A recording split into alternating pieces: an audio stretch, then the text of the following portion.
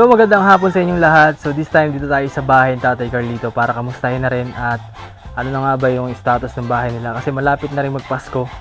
At syempre alam niyo na kung bakit ako nandito ulit para i-update yung bahay nila at malalaman na kung sino yung karapat-dapat na manalo ng pinakamalinis sa bahay na challenge ni Pugong Biyahero. So tara ngayon at kamustahin natin sila at tingnan natin yung bahay ni Tatay Carlito.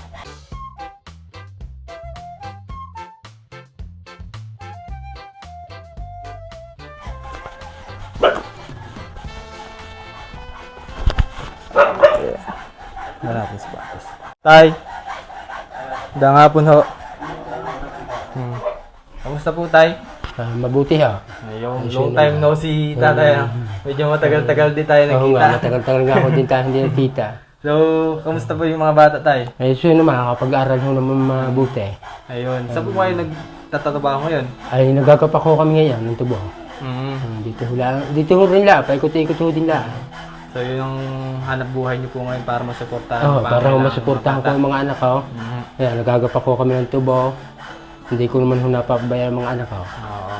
Ang mahalaga ay Ang nakapagtrabaho. malaga ho aral. nakakapag-aral din sila. Ako magtapos ho sila maigit para makatulong din mo sa akin. May awan Diyos ho eh. So, mabuti po at kahit paano ay nakakasura kayo Oo, sa pang-araw-araw. Oo nga.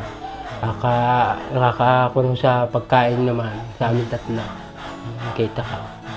Ay tatay, ay, ano pala, narinig mo na ba yung about sa pinakamalinis challenge ni Pugong Biyahero? Oo, nakakuha ko naman yan. Ano masasabi niyo doon, tay? By di maganda ho naman yan.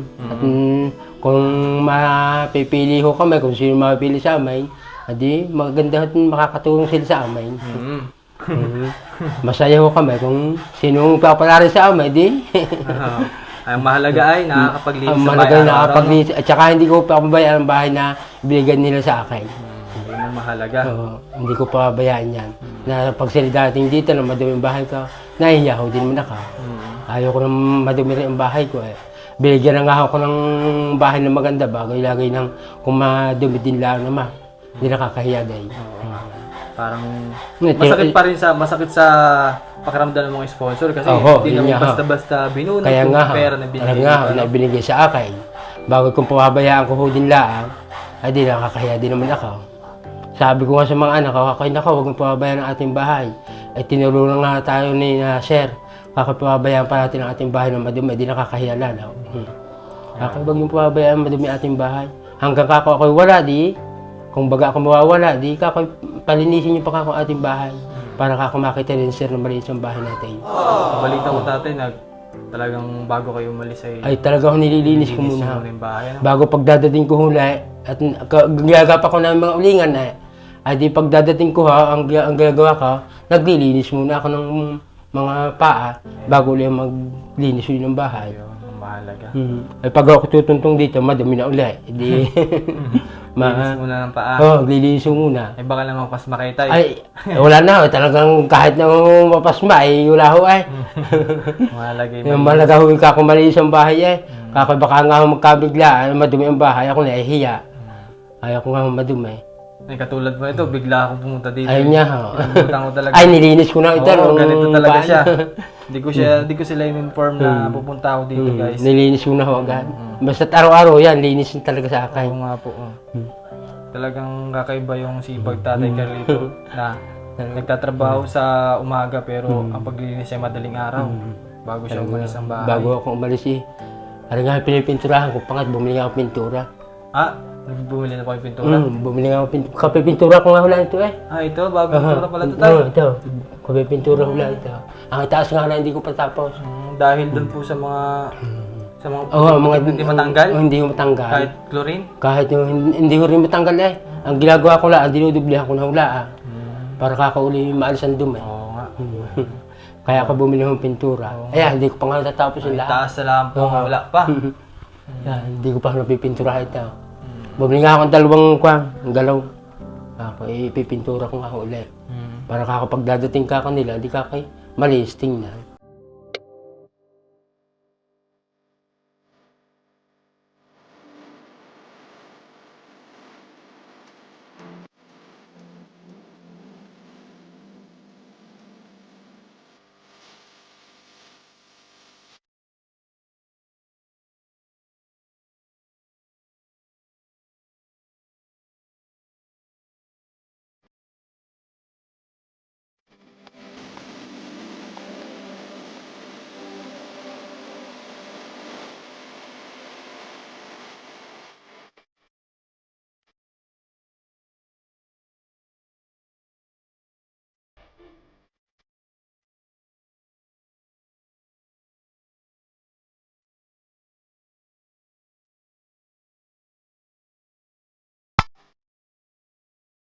Kasi nakaraan tatay, pumunta ako dito, sabi ni Adrian, work ka daw sa bahay. Parang, Ay, nagko-contraction na ako. oo.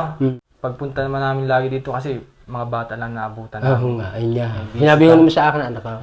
Sinabi naman sa akin. Ay, napansin ko lang tayo, parang okay na dito yung ano yung tiles. Ariyaw, ayan, hindi ko pa ho na kukwara. Kinapuso yun sa minto ka. Ikinabit ko na ho yan.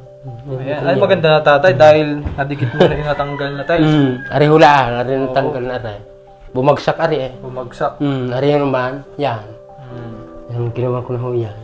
Ay, saan ka nagluluto tay? Parang wala na kayong lutuan. Ay, wala ha. Kung gusto nyo walang laman, dyan, sa sakalan na hula. Kalan po. Sakalan na lang. Ako nga ikaw. Hindi ko pa ho ito napipinturahan. Ito. Ang kuha, may mga bakat-bakat na yan. Ari naman ikaw. Pininturahan. Pero talagang antay, malinis ang sa kasipagan mo talaga. Although busy tao kayo, nagagawa pa rin maglinis. Ay, ginagawa ko ng paraan para kakamalis ang bahay. Ayan, mag-aaral kayo na mabuti. Nag-aaral ba? Diba si tatay nagsisipag para mapagtapos kayo at maghanap ng hanap buhay ay mag-aaral ng mabuti para... Ay, kahit naman ho kami hiwalay ng kanyang mama, tinutulungan ho din naman kanyang mama rin pag-aaral. Tinutulungan din naman. Sa ganun, kayo naman ang tutulong kay tatay pag tumanda na. Sabi ko nga, pag ako naman tumanda, pag ako hindi makakatrabaho na, hindi kayo ang tutulong mo sa akin. Iba-iba tatay kasi lalaki din. No? Ayun niya. Maganda. Balang araw kayo naman magkakapamilya rin. Ako nga sa kanila. Tsaka ako nga, pag may pera naman sila kako at may trabaho, bumili din ka ako ng sariling tirikang ng bahay.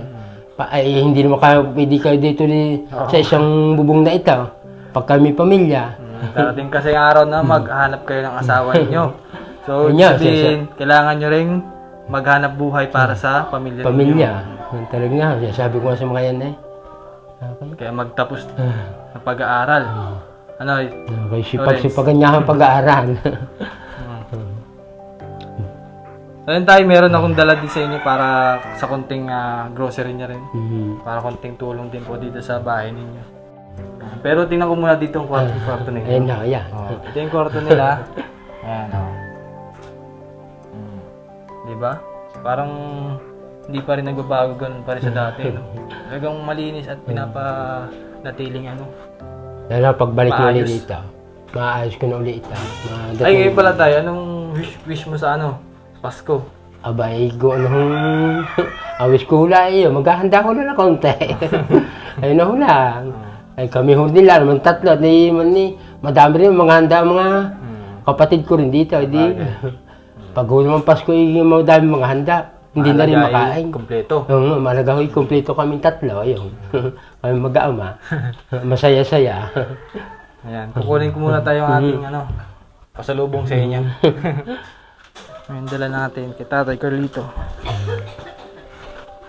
Tayo. Siya, marami pong salamat din eh. Naisip ko kanina, ipasok pa si Adrian, wala na palang pasok. Para sana may pambaon sila ng dalawa. May na rin tayo, may bigas at konting ulam, tapos mga pagkain din po ninyo dito. Maraming salamat. Thank you din po tatay sa pagpapatuloy dito sa bahay ninyo. Ay, sula naman eh. Talaga naman ko na. Parang sarap dito magtambay ang nalinis. Ay, mga bata nga, nag-email dyan eh ko na eh. Kaya ay, punong-puno nga yun dyan. Lagi na naka-standby dyan pag gabi.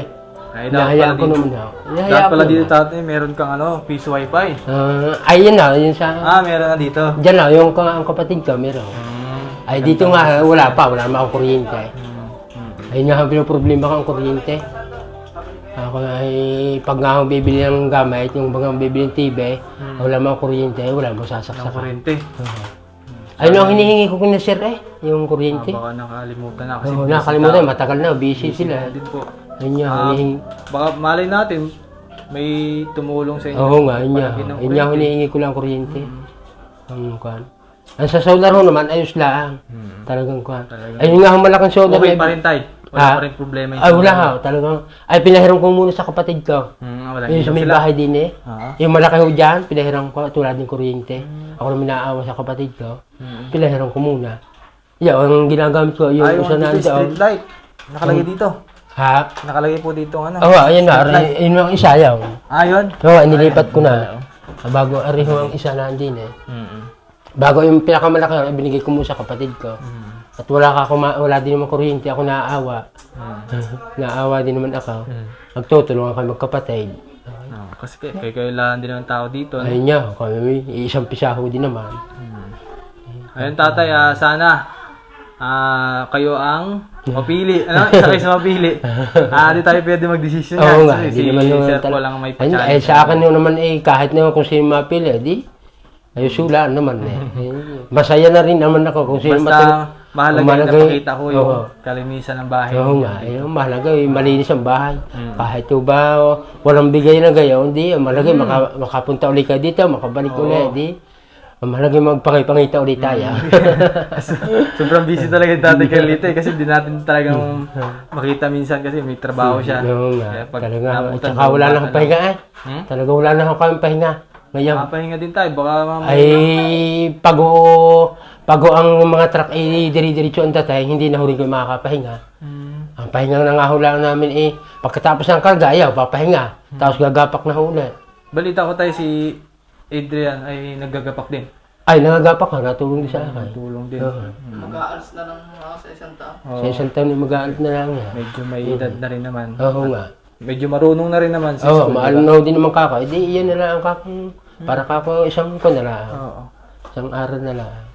Tsaka, May natulong din magapak sa akin. Ako'y haba ka ako, hindi nag-aaral. Tumulong ko magapak. Natulong-tulong ho din naman. Bagay, ako yung naaawa dahil. Naawa din ako, mura pa naman ang kwan niya. Di ka ako'y, kung gusto mo lang naman kakong gumapak. Hindi so, ko bali may option siya kung gusto niya talaga or hindi ko naman pinipili. basta pinipili. Tulong na. Tulong na din, no? Tulong ho din sa akin. Grabe At saka yun ho, ibibigay ko sa kanyang pera. Hindi na ako magbibigay sa kanya. Yung kita na lang niya. Ano ginagawa mo sa sweldo mo? Binibili lang ako dyan. Ha? Binibili lang ako minsan. Bumibili ho din niya dito. Yung mga pangailangan.